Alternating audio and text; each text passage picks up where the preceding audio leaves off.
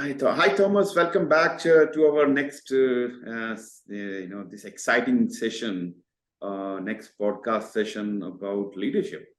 I'm very excited to talk about this new topic, and this is about leadership effectiveness in program management, whether it's a program management or project management or portfolio management. I think we can say that everywhere. Yeah. So, how are you today?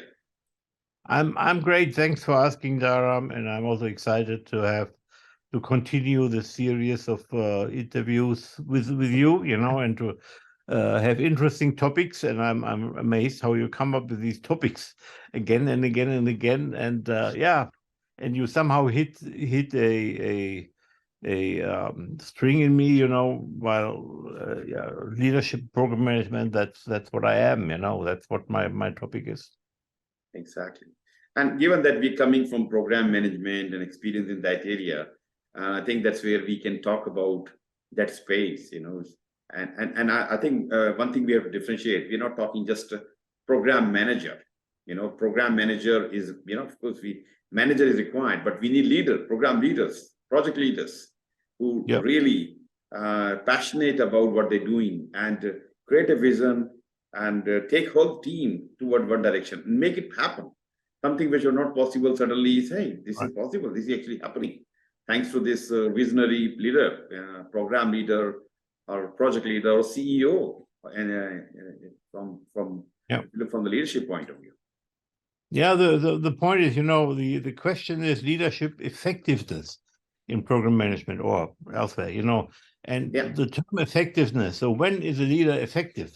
And effectiveness mostly is related to the outcome, what we achieve by a program. So it's more the what comes out of it. It includes the products, the deliverables, but also the effects, the benefits they are expected to create. So this is more, let me say, a technical approach to it, a rational approach to it, because we want to have a ways of working, and a process and artifacts and everything. But leadership is effectiveness is much more than that. It's not only looking at the what of the program or the organization or whatever, but it's also for whom do I do that?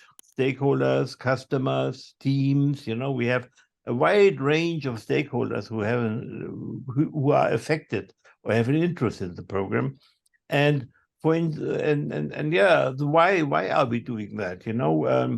So can we, as a leader in a program, instill some inspiration in the people who are working with it? Even instill inspiration in stakeholders that are not on the team. Where we have maybe a direct influence on, but the point is to engage the whole organization and everybody who can bring in some power into the program, with the program, so that all pull on the same direction with that program, and you have no resistance or no even enemies in the organization. That's also something you have to do. The stakeholder engagement is often forgotten when we look at programs. We look at the results, but the means to get to the results is through stakeholders. The team is working on it, and stakeholders are recipients, and stakeholders are people who can hinder the progress or support the program. Okay, yeah. I mean, it's very, very important point you mentioned. Taking your stakeholders with you and engaging with them, and they are not your roadblockers. Rather, they are supporting you. They are the cheerleaders for you, so that which was impossible work can be done easily.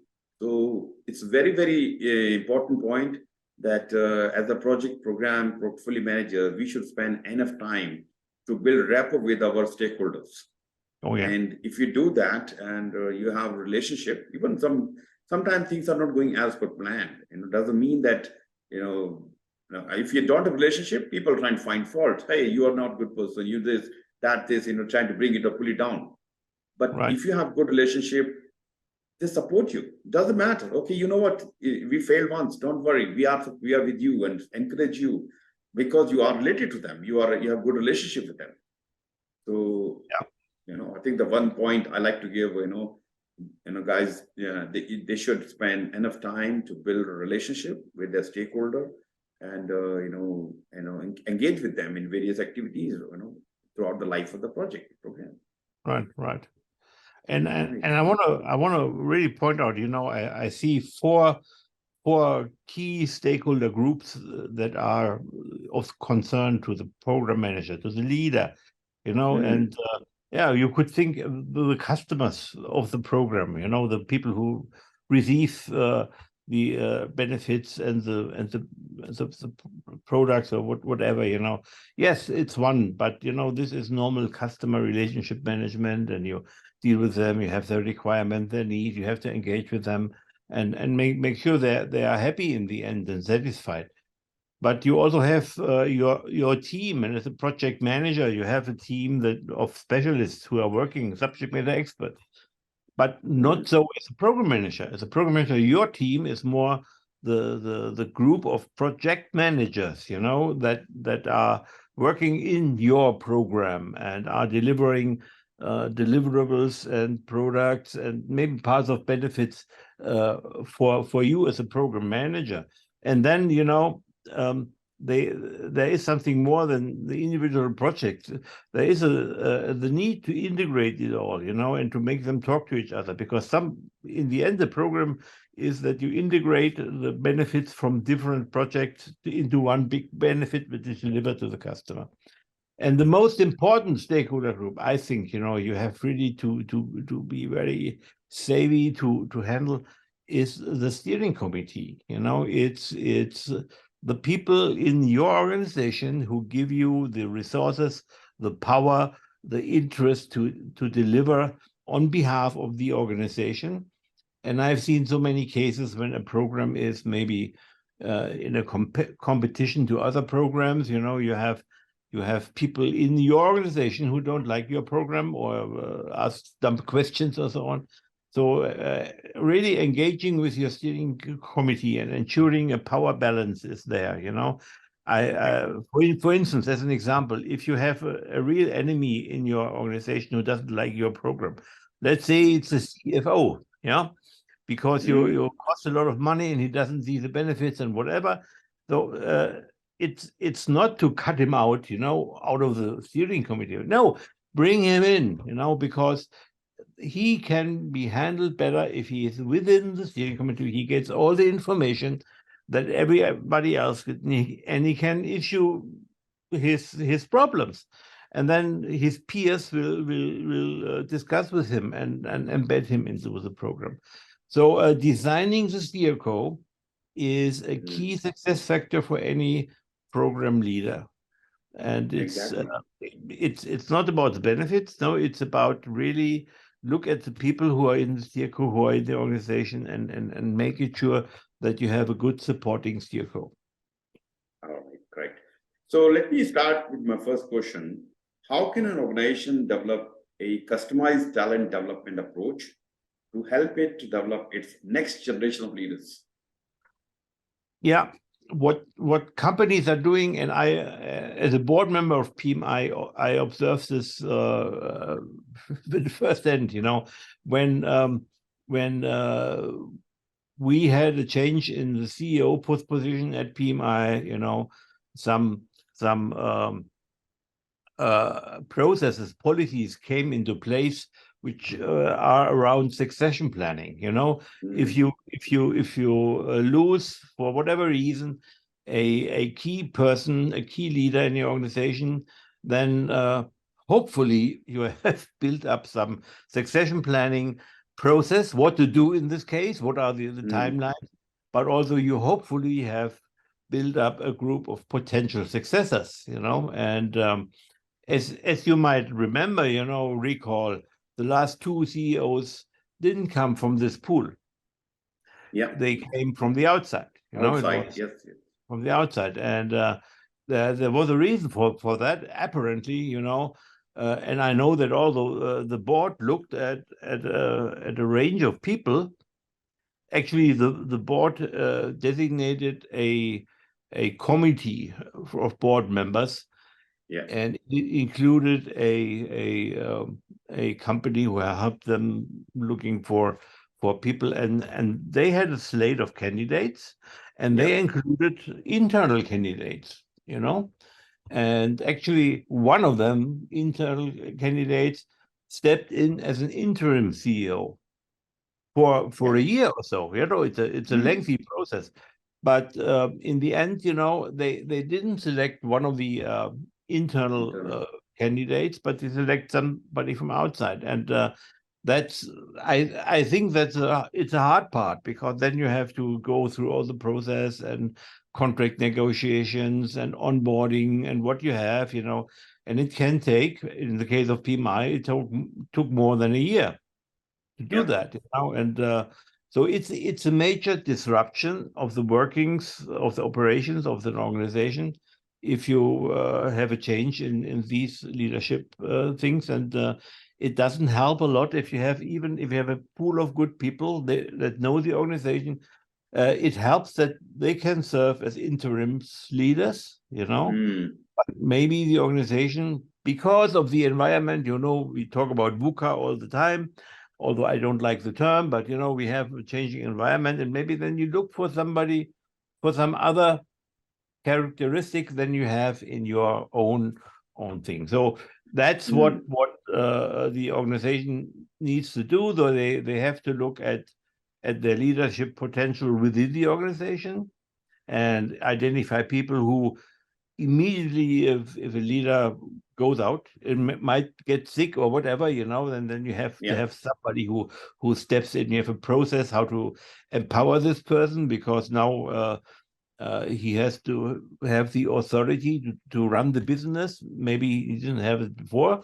So there's a lot of things to do for the board, and also supported in the case of PMI, but in the case of most organizations, by the HR function. The HR function plays a key role in supporting these processes of losing key people in the organization, key leaders. And that's also true for a program. If you know, well, this is CEO of PMI or CEO of any organization, but if you look at a program manager, I think it's even more difficult, because while the CEO, if he's a good CEO, he's not so involved in any detailed operations so much, but a program manager might well be very much involved in any operations. And a program manager, more than a CEO, is concerned, as we talked about stakeholder engagement. So there are personal relationships, one-on-one relationships. And if you lose the program manager for some reason, you lose these relationships, and the people on the other side, they will see a new person, and then they will ask themselves, can I trust him? Is he capable? Is he supportive? Whatever. They don't know you as a successor, and it's much more difficult to go there. So I was once in the position to replace a program manager in a program of 120 people, and it was a crisis. So this program went into a crisis, and communication suffered a lot with the customer, with the team.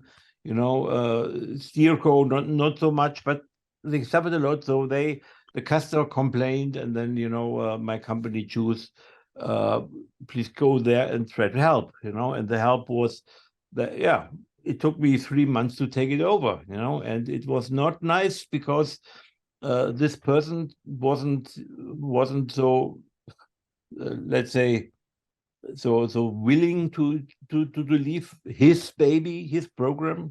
He led for 3 years, and the team was very much attached to him, and they liked him very much, and they appreciated him. But the customer said, he's knowledgeable, but he doesn't fulfill my expectations in terms of communication, handling of problems, and so on.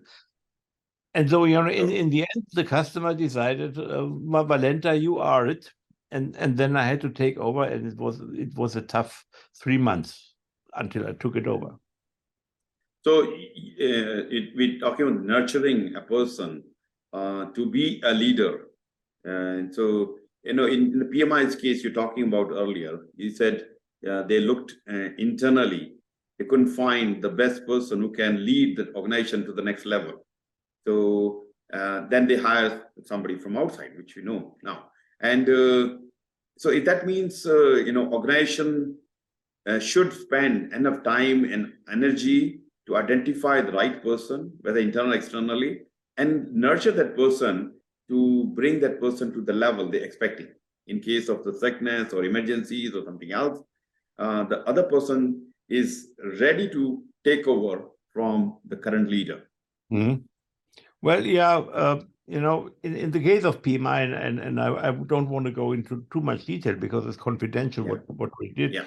But so when we saw that we will lose a leader, then the board came together in a kind of emergency meetings and we defined what kind of leader do we need, and for that we analyzed the current situation. So even if we had a leadership definition, criteria from 3 or 4 years before that, and we built leaders around this, even that, the situation had changed, the market situation, the financial situation, the whatever, the global situation. So, and this is a good thing to do. You have to look at the situation in this moment and tell yourself, what are the criteria I need a new guy to fulfill? And then you look at the existing guys in the organization, and you said, oh, we did a bad job to not update these criteria every year or whatever, but now we have the problem. And so you had to look, have a wider look, Yeah. So in that case, of course, we're talking about individual development plans, IDPs. So if you see a particular person in the team, maybe technical or something, you think he has potential to be a good project manager or program manager. And you have an IDP where you identify, of course, the vision of this person, where you see this person and what are the skill sets and what you want to see him to grow into, and have a plan to put in the trainings and give some small leadership positions and, kind of giving opportunity and have some goals and objectives associated with his performance. And, he's reaching to that point.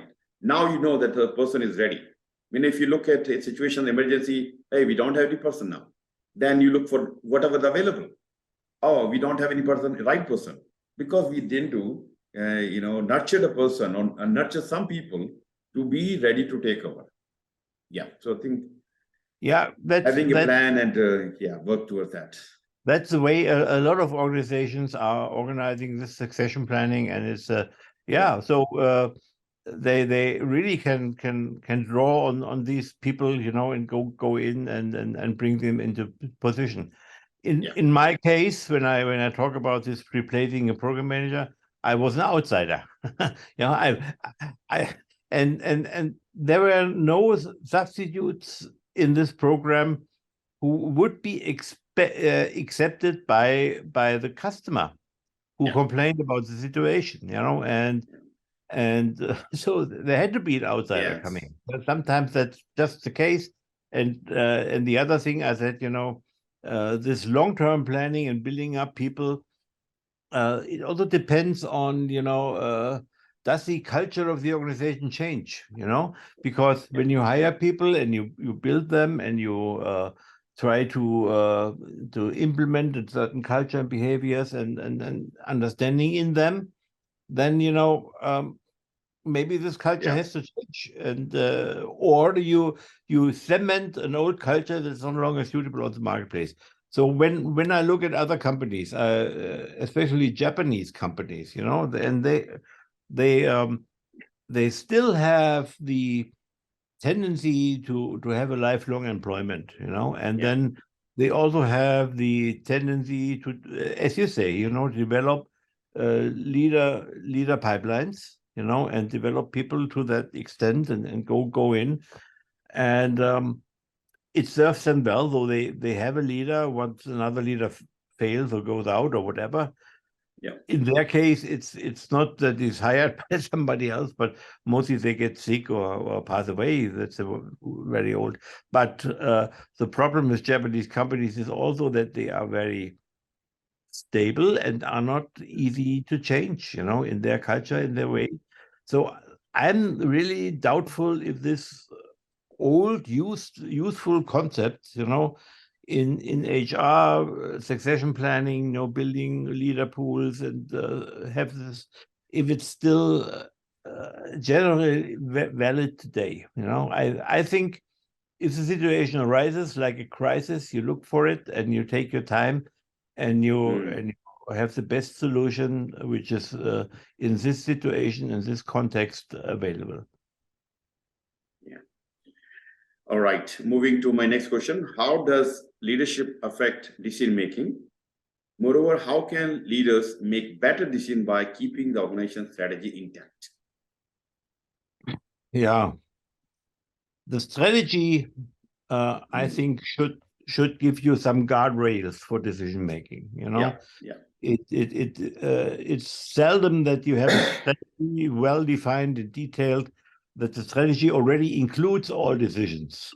That's not the case, but it has to give you some principles, hopefully, and some guardrails to do that.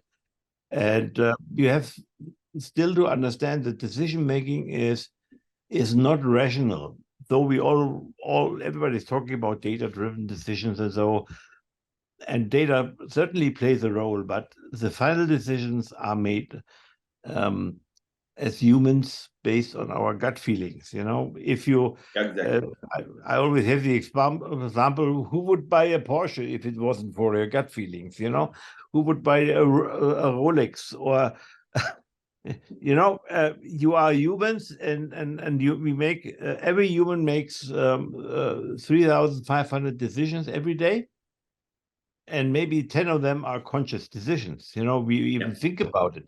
Even if you commute to your working place, if you do that still, you drive your stuff and you don't think about it. It's an unconscious decision. If you like, maybe you detour to the McDonald's and get you a Big Mac, So it's not a conscious data-driven decision what you're doing here. Yeah. And yes, for sure, if you know a lot about decision making, and if you know the perspectives that are given through the strategy again, strategy gives you some guardrails, which means they give you some point of views on what you're doing. So, if the whole organization strategy says we are going to expand to, let's say, Canada, our business to Canada, new marketplace, that's a strategy for the next two years, then, all your views will consider this kind of guardrail. So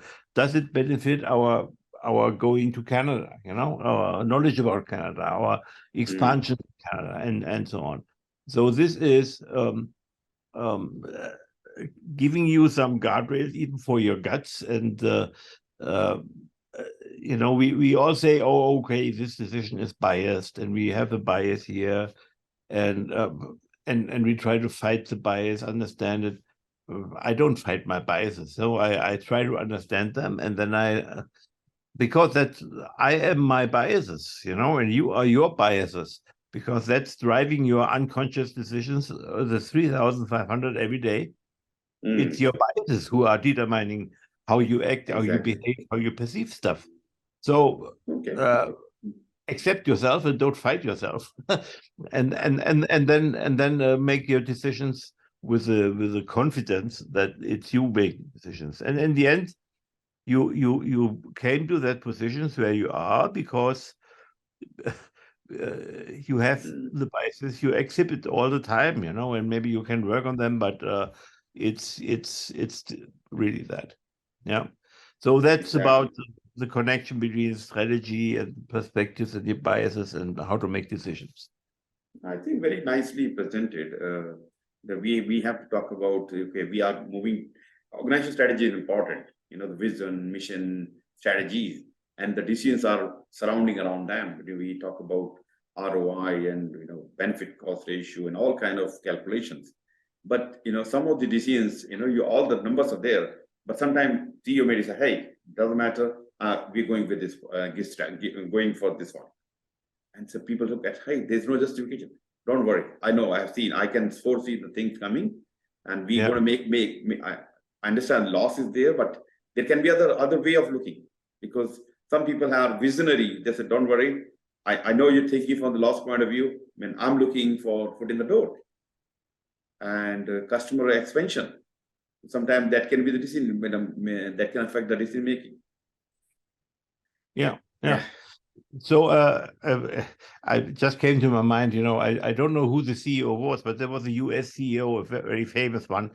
And he once said, there are no wrong decisions. You take a decision and it's A or B, and regardless what you decide, now you have gone to A and you have to handle A. It's maybe a tougher challenge, but also a better opportunity. I don't know, So he said there are no wrong decisions, and if you talk about wrong decisions, why are we talking about wrong decisions? No, because we are looking for a culprit, somebody who blame for it, and that's a danger.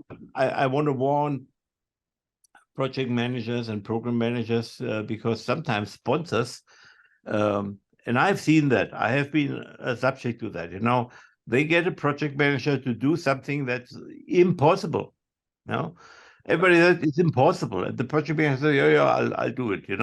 And maybe these guys are saying, okay, maybe as a sponsor, I think there's a chance of 10% of making it happen, but probably it will fail, and I have no problem with that, because if it fails, the guy in charge or who has the guilt who's responsible is a project manager. He can be fired. That's why you have the big failures of projects, of building projects, Berlin Airport or Hamburg Philharmonie or whatever. They eat up a lot of time, but who is fired? Not the sponsor. No, the project manager is fired. Yeah, I think it's the wrong way of looking, because the project manager is the person who's trying to get the things done under the leadership of these, sponsor and steering committee. So they are the one creating the environment and giving the funding and solving the problems, issues, risk, and other things. And if they don't do that, and something messed up from their side, of course, what you're saying is that blame goes to the person in between, like sandwich. Project manager is like in a sandwich, and all the blames come to project manager, and from the bottom and at the top. Exactly. Yeah. So it's I'm not saying they're doing it on purpose to blame the project manager, but let's say hiring a project manager and letting him work on impossible tasks is a kind of risk mitigation, for their personal risks. So and it's understandable. So if I'm a sponsor, if I'm a leader of a big organizations, and I say I want to try out something, and there's 90% chance it fails. So I put somebody in charge of it, and if it fails, my risk mitigation to keep my position is I can fire this guy. And just be aware that this maybe part of your role. Yeah, I remember one impossible program of setting the cloud data center for HP at the Asia Pacific level. And November, my manager was talking about, and to have the first data center by March, and the second data center fully connected, fully populated by June, all up and running. So we're talking data center with so many moving parts, so many things coming from, and so many things coming from other part. I've looked at the program, this particular program. I said, look, Bob, his name is Bob. I think it's a very difficult project, and the dates are very, very demanding. And we will, we can say, only thing we can say, we'll try our best. So Dharam, don't worry, I will look after, I will take care of the stakeholders, and don't have to worry about all the things, processes to follow, and this and that. So kind of what I did, okay, I ensure that I have expressed my my concerns and documented it, and told my manager, like, this is the thing, if something goes wrong, at least I have highlighted this, I said, don't worry about failure. We're going to make it happen. And, it's, I mean, we did it, and 5 days delay and everything happened. A lot of miracles happened, and successfully completed. So Yeah, anyway, then you were the right guy to bring it in, and you were lucky. And you say yourself, you were lucky. So I had the opposite experience. So I came to a project. It went well. The customer was satisfied, and the scope was delivered, but the cost went through the roof. oh, And then they told me, okay, you're a bad project manager. So you're not handling the costs. And luckily, I could pull out an email I wrote 3 years before saying, this is not a business case I support, and I'll try my best, but don't blame me for cost overruns, which happened, and this email, it was a typical cover your ass email, and you should write these. And then after 3 years, you can pull them out. You can say it's at least a defense. It doesn't make the thing better. yeah. It's a defense for being a defenseless scapegoat. Exactly. And as this is a very important advice to the project program portfolio managers. Cover yourself. You can be in situation time to time. If somebody is asking, demanding you something, make sure you have a notes and share it with the person, like, this is what you're expecting. I'm highlighting this risk. Make sure you're aware of the risk, and the quality can be impacted. This, so that in case something goes bad, of course, what you said is scapegoat. And where do you find? Okay, he's the person. She's the person. So as a project manager or program manager community, and we are the leader in that space, we are guiding all the project managers. Make sure you cover your whatever, and have your logs and registers up to date. Your meeting minutes with the who is attending, who's making decisions, and keep those records for yourself.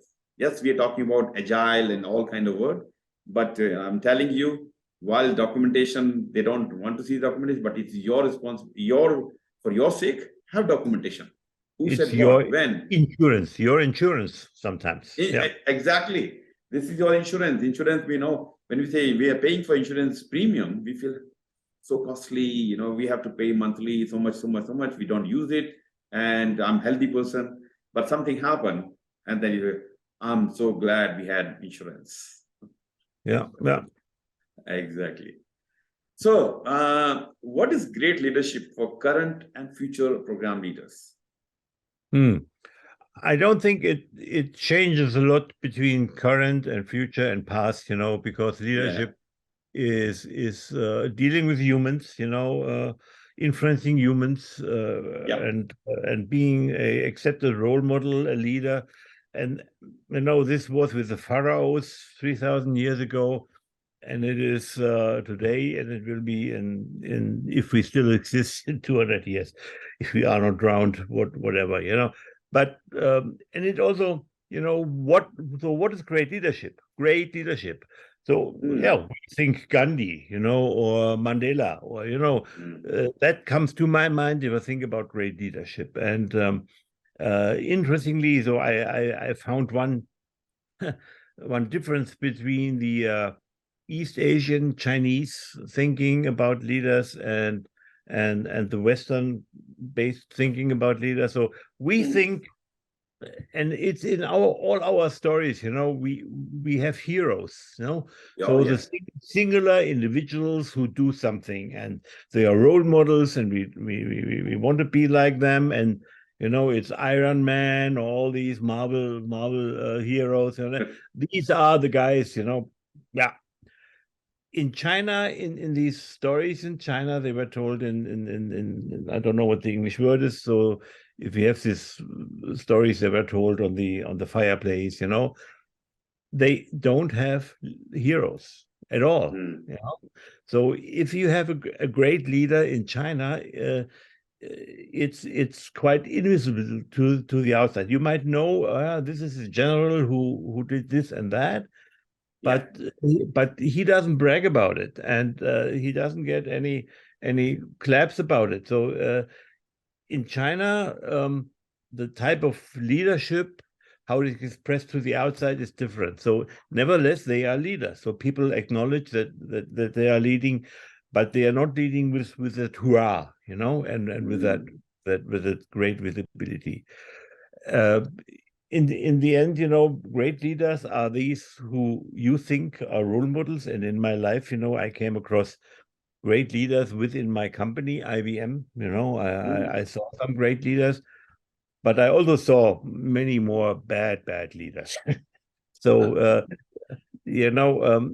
great leaders are those, I would say, who listen, and Who listen. and reflect and support and don't blame. They might act on something and do something, but in the moment, it's more about grasping the situation, being accepted as somebody who takes charge and who helps to support and to reaches your hand to pull you out of the mess you are in. That's a great leader. And there's also an example, from Olympic Games. There was Olympic Games in Vancouver some years ago, the Winter Olympic Games, and there were some accidents, people died, everything. But there was a story about that leader of the Olympic Games on the Canada side, how he was selected. So he had no experience at all in sports, no experience at all in having these big events managed, And he, after the event, he also drew some criticism about corruption or whatever. But how he was selected because he could convey to the selection committee that he would enable a culture and would build on Canadian national prideness. So this is what you look into leaders, that they can convey to many others, to a nation, this kind of we value, respect. So this is I think what great leaders look like, that they give a lot of people respect and pride and a good feeling. I think what you said is very, very nicely put together. So as a great leader, we're talking about, we have new term called servant leadership, and it's not servant, you are not servant, but you actually serving your community, serving your people, the team, creating the environment for them to nurture and grow, and find the best qualities out of them. And so they can excel, and they can do the job better, and they can be the next leaders. So, in olden days, people, beat or smash or do this and make sure you do this before you go home, blah, blah, blah. So you're forcing people to do the job. But here you're encouraging them, you're motivating them to do their job as best as possible. Yes, there can be time when things are not going as per plan, but you give them enough support, empathy, and support at the time, listen to them. So all these things are, I think, the good qualities of a great leader. Not about me, it's about us. It's about them, so that if they are successful, I am successful. Well, it's about also the joint task, Olympic Games. Or making a customer happy with the solution, building the data center. So, and this joint task gives you a purpose.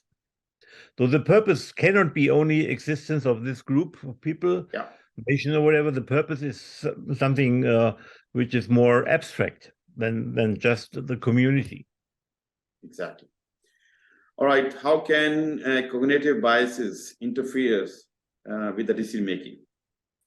Well, just about this, but actually, they do interfere, and we make decisions based on biases, and so what you can do about it, don't try to fight them, use them, and for that you have to be aware of them. So start reading about biases. So and I'll give you 3 sources for that. So I think one of the interesting sources is Charlie Munger. I don't know if you know Charlie Munger.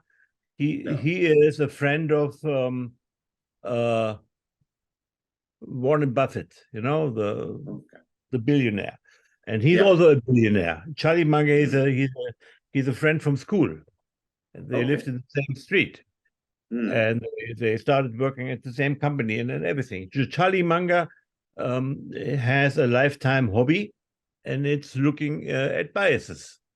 Oh. And so you can download it for free. There's a PDF saying, 25 tendencies, which he called biases, why people make um, questionable decisions, and Mm. these tendencies are very interesting to read. And uh, and he says, okay, if you know these biases of yourself, but also of others, you can influence them much better. You can be a leader.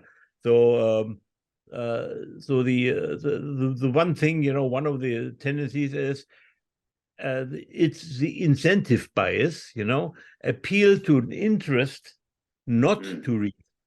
So if you have an argument and you say it's logical, it's reasonable to do this and that, you wouldn't buy it. But if I know your interest and I say this supports your interest, in whatever, in Yeah. getting Yeah. a house or a car or whatever, then you buy it, and you are influenced by that. So that's one of the things.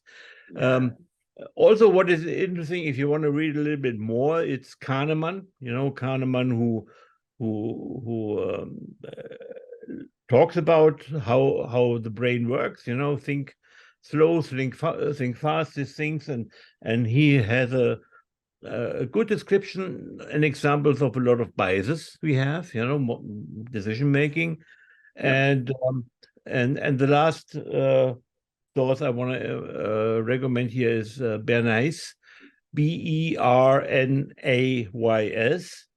Mm. and he wrote in 1928 a book which was called Propaganda.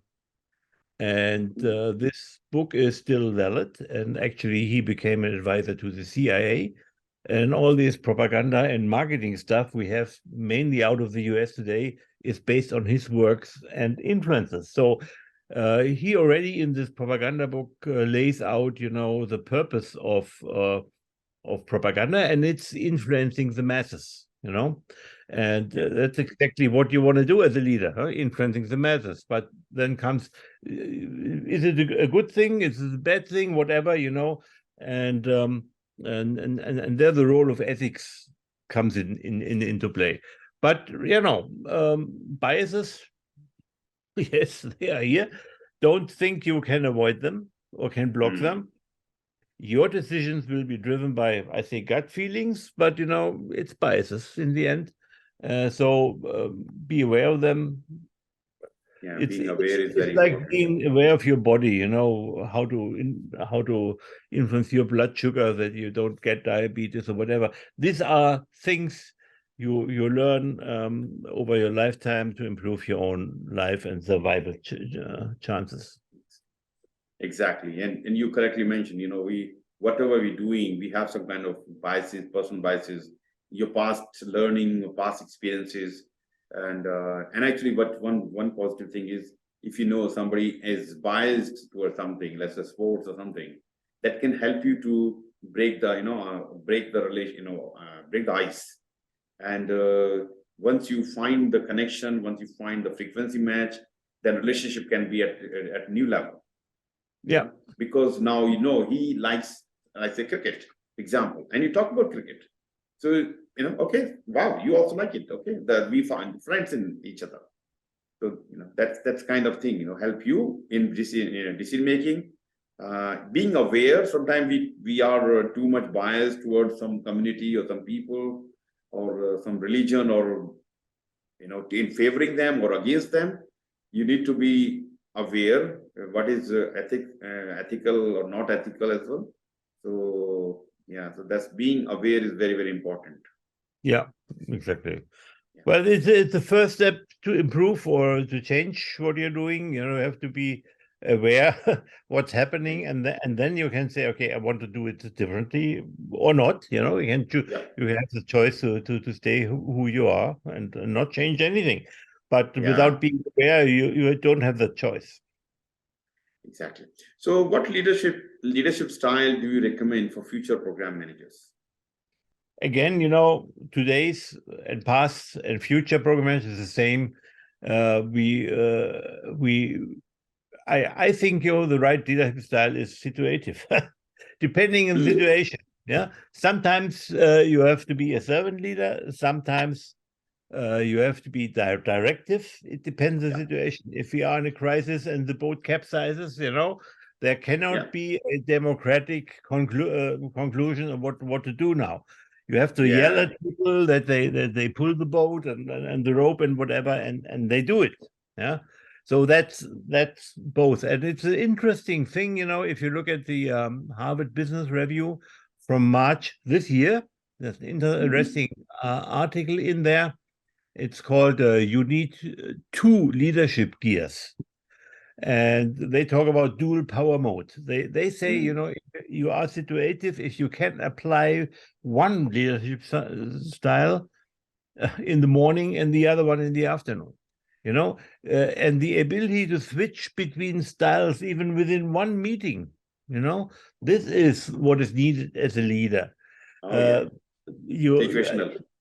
If somebody says I'm a servant leader and that's all I am, then I say that's not enough. Sorry, you are a sunny weather pilot, yeah. But when the going gets tough, what do you do with your servant leadership style? So when the point is, when the community is looking for a leader, and then they're looking at you and you say, okay, vote on it. No, it doesn't work like that. Yeah, I think you rightly said it's a leadership style. There are many things mentioned in PMBOK and standard for program management, all this book talking, but which one is applicable at what time depends on situation to situation. Exactly. Time you apply that, and you within the same meeting you suddenly change from democratic to autocratic to whatever. You need to be aware there are different type of leadership style and which one can be applicable in this particular situation. And it becomes even more important if many people perceive that we are living in a VUCA, in a volatile world. Volatile means the speed increases of changes, So we might have a situation now and in our different situation. So you better apply the appropriate leadership style to each of these situations. You should be able to change as finger snipping. Yeah, exactly. So I will take this question, last question for this part now. How can co-creation and collaboration strengthen the executive team's effectiveness? Let me read it again. How can co-creation and collaboration strengthen the executive team's effectiveness? Yeah. Well, if we have an organization, co-creation and collaboration certainly is mandatory for teams, for small teams. If you have a team working on one topic of 10 people or so, well, they must collaborate and they must co-create, and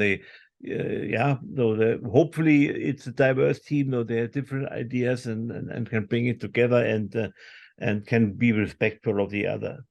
So that's the lowest level of the organization, these teams who are doing the work, But then as you get upper in the organization, and eventually the board and the C-suite, which are very close to what we can call the free market, then there is jungle. The loneliest person in the organization is the CEO. He doesn't have any friends, and everybody wants to kill him. So no, there is no collaboration, and there's no co-creation. So if the CEO wants to have something happen, he has a task team, and he punishes the people if they don't come with a perfect solution within 2 days. So that's how it happens. So you have to understand where we are. And it's all human, and it's if you are a supporter of a free market, you also have to be a supporter of that the hierarchy is a jungle too, up there. Okay, great stuff. Thank you, Thomas. Thank you once again. And it was a nice discussion, long discussion, and lots of good discussion we had. We talked about various type of qualities, great leadership, and how to make the leadership decisions. How to this biases also help make you right decision or connect with right people. So yeah, thank you very much. And any last minute thoughts you have?